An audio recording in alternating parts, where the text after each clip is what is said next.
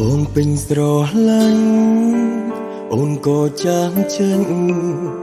យល់យ៉ាងម៉េចវិញទើបអូនចេញ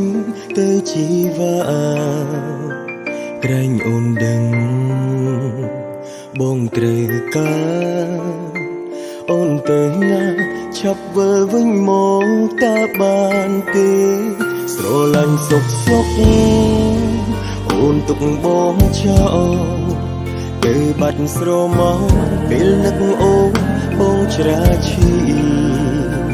លឿនខ្លាំងពេកមិនបានត្រៀមវិលវិញភ្លីបងនឹកអូនណាស់ណាសងសារទុំចិត្តមិនគិតតែបេះដូងនឹកអូ